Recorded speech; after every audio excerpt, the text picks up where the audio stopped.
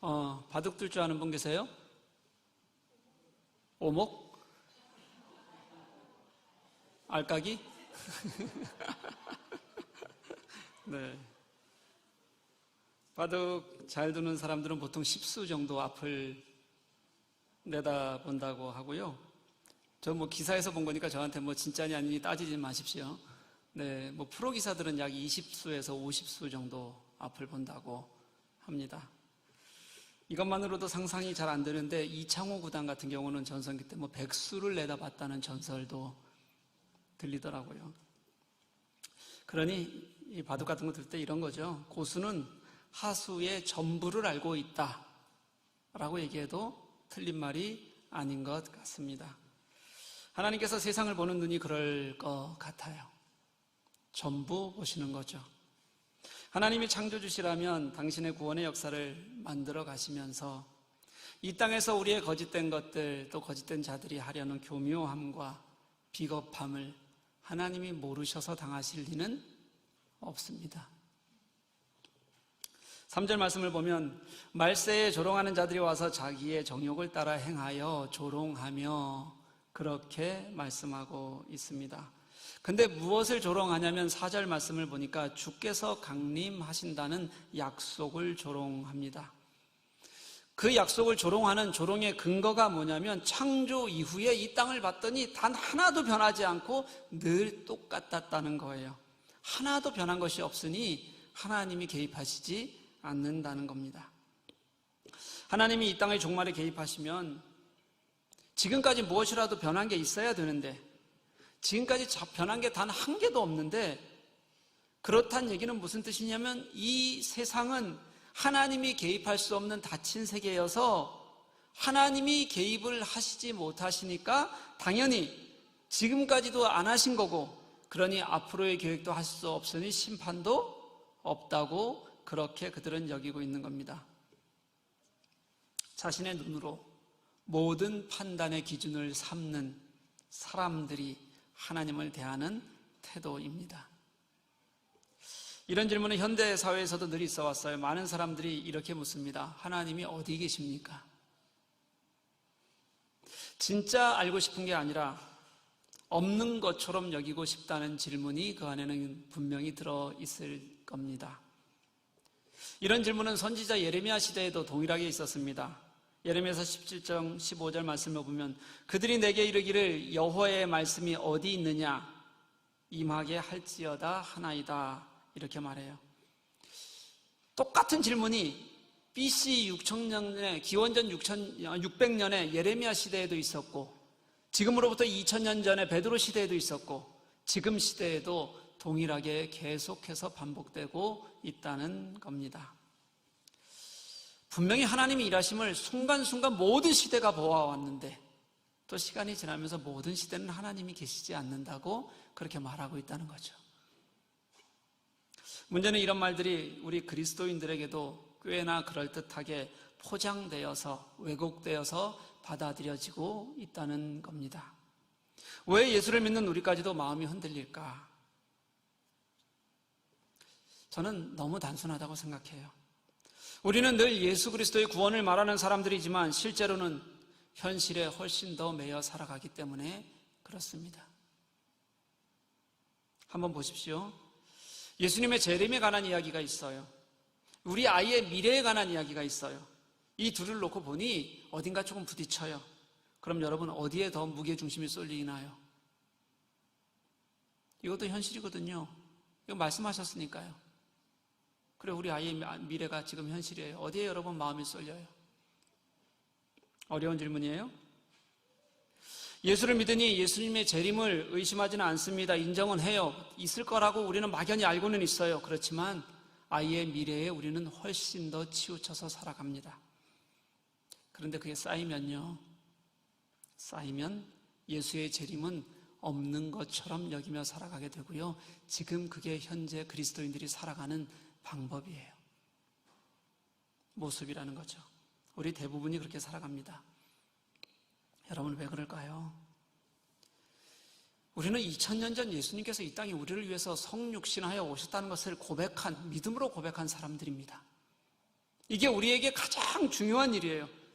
그 구원의 감격을 안다는 사람들이 그 예수께서 마지막 완벽한 구원을 이루시기 위해서 다시 우리의 역사 속으로 오신다는 그 중요한 것은 전혀 의미 있게 여기지 않고 살아가고 있는 걸 여러분 어떻게 해석해야 됩니까? 이게 해석이 됩니까, 여러분? 이게 우리 많은 그리스도인들이 안고 살아가는 생각, 초림의 구원은 내가 믿고 의지하고 싶은데 재림은 없이 나의 구원의 욕망과 그리고 내 이 땅을 살아가고 싶은 욕망을 동시에 붙들고 살겠다는 왜곡된 신앙이 점점 되어가고 있고 그게 더 커져가고 있는 중이에요. 우리가 그러면 그럴수록 거짓 선생들은 이 교회에 들어오기가 훨씬 더 쉽습니다.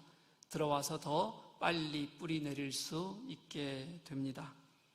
우리에게는 미래에 대한 신앙도 하나님께서 어떻게 하실 것인지에 대한 소망도 없으니 거짓 선생들이 얼마나 쉽게 일하겠습니까? 베드로는 우리의 이 말도 안 되는 이 허망한 우리의 신앙 구조를 말씀을 통해서 보여줘요. 혹시 지난주 말씀 생각나십니까? 베드로는 우리 지난주 말씀에 우리가 다시 돌아갈 수 있는 유일한 방법이 다시 하나님 앞에 진실하게 서야 하는 거다 이렇게 말했어요. 주님 앞에 좀 거짓 없이 우리가 나를 좀 세워야 한다고요. 여러분 그런 마음을 좀 가지고 한 주를 살아보셨어요? 그 진실함의 기준이 뭐냐고 했더니 하나님께서 하신 말씀이셨어요. 근데 많은 사람들이 그래요, 여러분. 어떤 말씀을 두고 어떤 부분을 믿고 어떤 부분을 믿지 않는 사람들이 있어요. 근데 여러분 그건 믿음이 아니에요. 나의 이성적 판단으로 생각해서 성경에서 이거는 내 이성적 판단에 맞으니 믿고 그리고 맞지 않으니 믿지 않는 것으로 내가 취사 선택한다면 그게 무슨 뜻이에요? 믿음의 영역도 내 판단에 의해서 좌지우지 된다는 거예요. 여러분 세상에 사물이 하나 있어요. 어떤 사건이 하나 있어요. 이걸 두고서도 어떤 생각을 가졌느냐 어떤 경험을 했느냐에 따라서 다 제각각 해석하는 게 다 달라요. 그래서 사회가 어떤 한 문제를 놓고서도 피 터지게 싸워요. 그런 불완전한 생각, 각자 다 다른 생각을 가지고 있는 우리들이 그 나의 이성적인 생각이나 나의 모습을 가지고 믿음의 근거를 찾는다면 그건 내가 하나님을 판단하는 거지 그게 하나님을 믿는 게 아니잖아요. 당연한 거 아닙니까, 여러분? 말씀의 권위는요, 말씀 자체가 하나님의 말씀이라는 데 있어요. 하나님의 말씀은 내 생각과 내 경험에 의해서 왜곡되어지는 것이 아니라 하나님께서 어떻게 이 땅에 개입하시는지, 어떻게 하나님께서 당신을 계시하셔서 당신이 이 땅의 주인이신지를, 하나님이신지를 보여주시는 것을 찾아가는 과정이에요. 그게 신자들의 말씀 속에서 하나님을 만난다, 이렇게 성경은 표현해요. 베드로는 하나님을 확신하는데 그 하나님의 말씀을 제대로 깨닫는 것, 그 말씀을 다시 생각나게 하는 것, 그것을 기억하는 것만으로도 충분하다는 거예요. 그것을 일깨워 우리 속에서 생각나게만 해도 우리는 하나님을 향한 신앙이 흔들리지 않을 것이라고 그렇게 말해요. 그럼 무엇을 말씀하셨나? 우리가 하나님이 이 땅에 개입하신다는 것을 무엇을 통해서 알 수 있나? 세 개의 예를 오늘 말씀 속에서 가져와서 가르쳐 줍니다. 첫 번째가 뭐냐면 창조예요. 창조. 성경의 첫 시작은 창조로 시작됩니다. 이 땅에 하나님이 계신 가장 큰 증거를 찾으려면 우리는 서스럼 없이 창조라고 말할 수 있어야 합니다. 창조 없이 이 세상이 우연히 생겼다는 그 큰 믿음은 도대체 어디서 나오는지 저는 그 믿음을 이해할 수가 없습니다. 커도 너무 커요. 다들 그것을 과학이라는 이름으로 부릅니다. 과학이라면 증명해야 합니다. 그 증명이라는 것도 100%에 가까워야 그래야 우리는 그것을 과학이라고 얘기하고 진리라고 얘기해요. 그런데 수많은 가설들과 가설들을 늘어놓았고 불가능한 확률들을 모아놓았고 세상은 그렇게 해서 만들어졌다, 아니 그렇게 해서 만들어졌을 것이다 라고 그렇게 이야기하고요. 거기에다 우리 이 인간의 영적인 이 오묘함마저도 그렇게 해서 만들어지고 발전해 왔다고 그렇게 얘기하고요. 이 놀라운 우주의 질서가 그냥 어떻게 해서든지 우연히 생긴 것이라고 말하면서 그것을 과학이라고 부르는 그 놀라운 믿음은 저는 도대체 따라갈 수가 없는 것 같아요. 둘 중 하나입니다. 진짜 무식하거나 아니면 우리보다 진짜 믿음이 좋거나 아니면 이거일 것 같아요. 그들은 하나님을 없는 것처럼 조롱하는 거예요. 조롱하는 거예요. 그래서 베드로가 일깨우고 싶은 첫 번째 이야기가 창조의 능력이 하나님의 말씀으로 이루어졌다는 거예요. 창조의 수단이 말씀이었고 말씀으로 만드셨으니까 그 외의 모든 것들은 다 하나님의 말씀의 능력 안에 들어있다는 것이 너무 당연하니 말씀 속에서 하나님을 발견하자는 거예요. 그러면서 창조의 원리를 설명하는데요, 그 창조의 원리의 첫 번째 도구가 뭐였냐면 물이었다는 거예요. 아래에도 물이 있고 위에도 물이 있었는데 아래의 물이 한 곳으로 쭉 모이면서 그게 바다가 되고 드러나는 부분들이 묻이 되어서 땅이 되었다.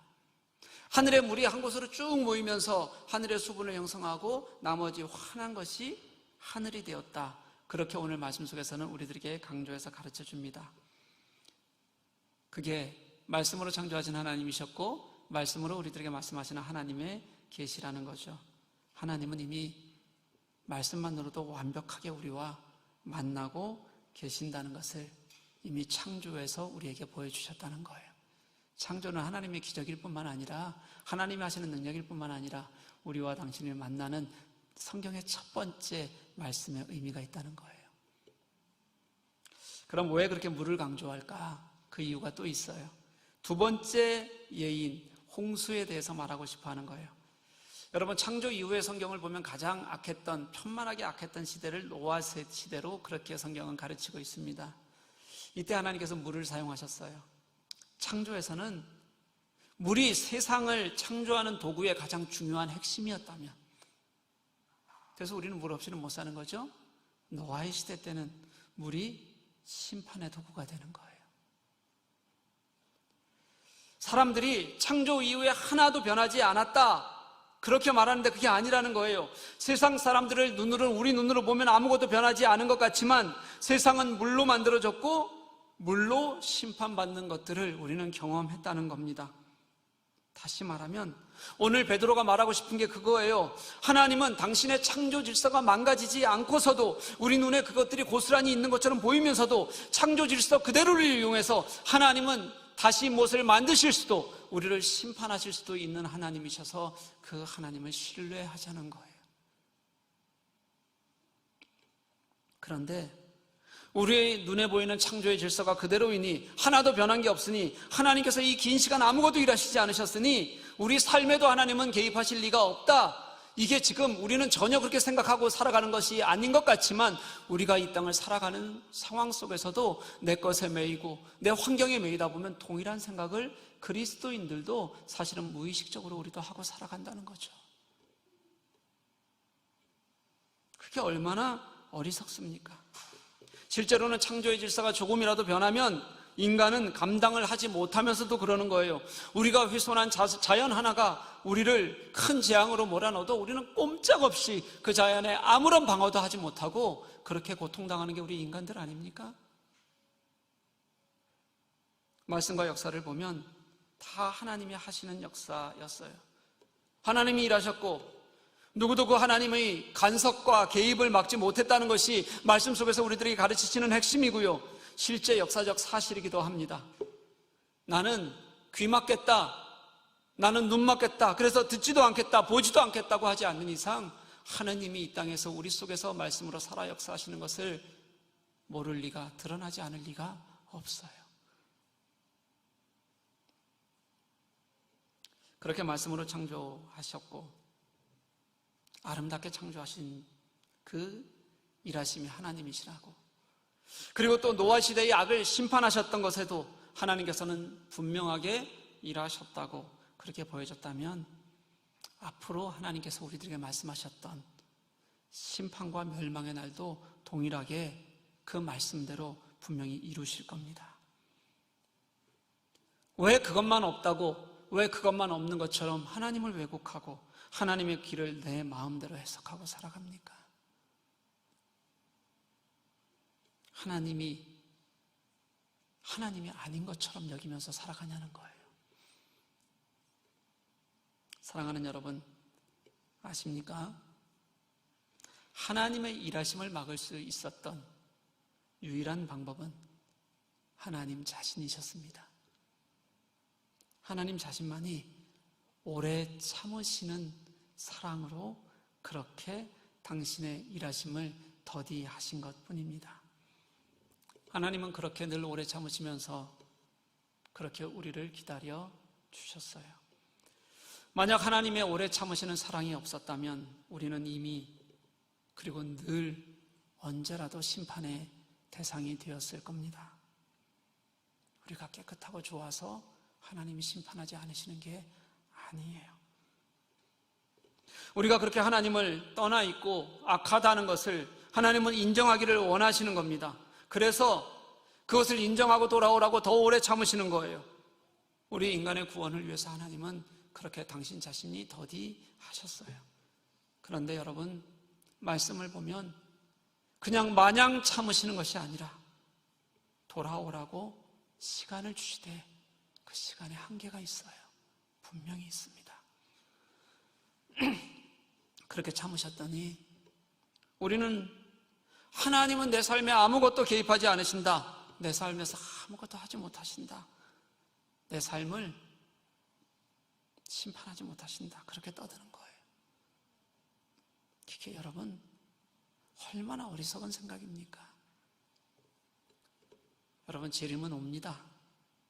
말씀의 예언이고 하나님의 약속입니다. 그것이 만약에 지켜지지 않는다면 지금 내가 믿고 있는 하나님도 예수님도 없는 겁니다. 그래서 거짓 선생들이 다 거짓말이다, 우리 오늘을 즐기자, 다 거짓말이다, 괜찮다, 그렇게 말하는 것은 그들은 하나님을 믿고 있지 않다는 증거가 됩니다.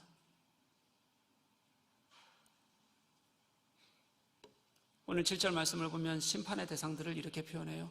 경건하지 아니한 사람들.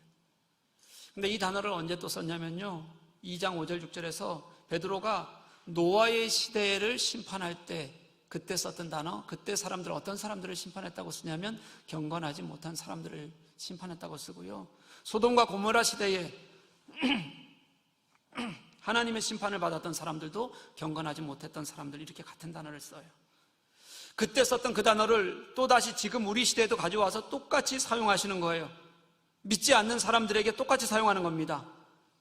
그때 그 하나님을 믿지 않았던 사람들이 경건하지 않아서, 그래서 멸망을 당했다면, 심판을 당했다면 지금도 경건하지 않은 사람들은 심판의 대상이 된다고 그렇게 말씀하고 있는 거예요.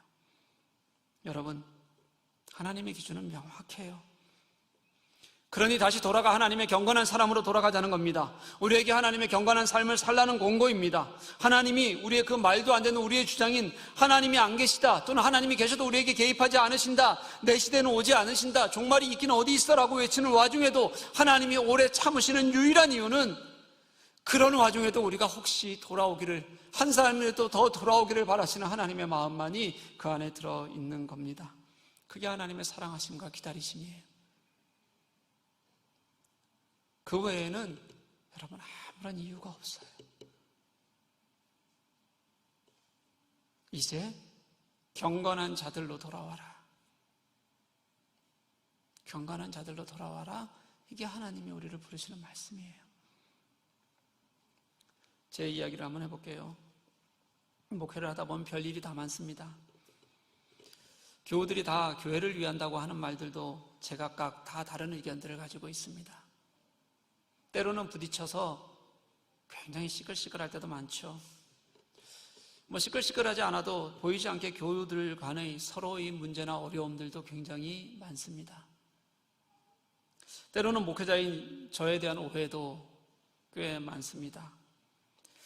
여러분들은 안 그러는 것 같지만 교인들은 대부분 그냥 어디서든 친한 사람, 안 친한 사람 욕하듯이 또는 넋두리 하듯이 무슨 말이라도 할 수 있습니다. 그리고 웬만하면 합니다. 거기에는 팩트가 아닌 이야기들도 많이 섞여서 확대 재생산될 때가 참 많습니다. 그런데 목회자는 알아도 참습니다. 말이 안 되는 주장이라도 그냥 들어야 할 때가 많습니다. 그냥 참아야 하는 게 목회자에게는 일상 같은 겁니다. 여러분들은 가장 친한 사람들에게만 말한다고 여기서도 말하고 저기서도 말할 수 있지만, 목사는 내 얘기가 아니라도 교우 간의 서로 간의 이야기라도 절대 어떤 식으로도 전하지 않습니다. 잘 이해시켜 보려고 전하는 이야기가 때로는 문제가 되고 확대될 때도 굉장히 많기 때문에 그렇습니다. 그게 김만종 목사인 저에 대한 오해일 때는 말할 것도 없이 더 깊어지기가 쉽고 많은 소문을 만들어내지만, 그거 갖고 변명하거나 말하는 일은 제게는 거의 없습니다. 여러분들은 다 해도 되지만 저는 아니라는 겁니다. 물론 그게 쉬운 일은 아니에요. 힘들 때도 굉장히 많습니다.